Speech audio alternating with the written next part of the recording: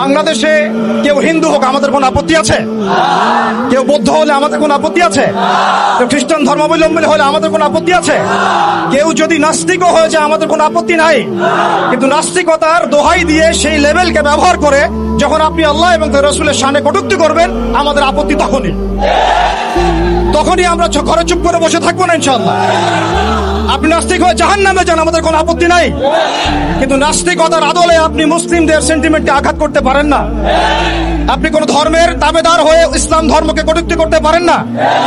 আপনি ইসলাম ধর্মের এবং তাওহীদি জনতার সেন্টিমেন্টে আঘাত করতে পারেন না।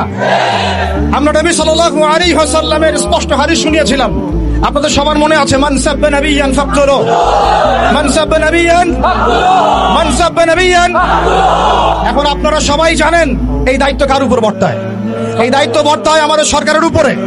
সরকার মুসলিম হোক, অমুসলিম হোক, ইন্টারিম হোক অথবা দলীয় সরকার হোক, যে কোনো সরকারি হোক না কেন, তার উপরে দায়িত্ব বর্তায় তারা যেন শাতেমে রাসূলের বিচার করেন, তারা যেন আল্লাহ দ্রোহীদের বিচার করেন, তারা যেন ইসলাম বিদ্বেষীদের বিচার করেন, তারা যেন ইসলাম ফোবিয়া যারা ছড়ায় তাদের বিচার করেন।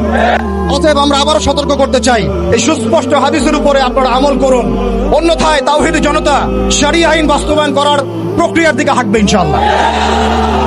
ইয়া খিলাফ ইয়া শাহাদাত, হয় খিলাফত না হয় শাহাদাত, হয় খিলাফত না হয় শাহাদাত। সম্মানিত তাওহীদি জনতা, আমি অল্প কথা শেষ করব। আমরা এই তাগুতি সিস্টেমের কাছে কোন রকমের আবদার করতে এখানে আসি নাই।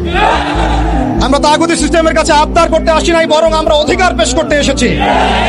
এটা আমাদের কোনো দাবি না, বরং মৌলিক অধিকার। আমরা আমাদের মৌলিক অধিকার পেশ করতে এসেছি।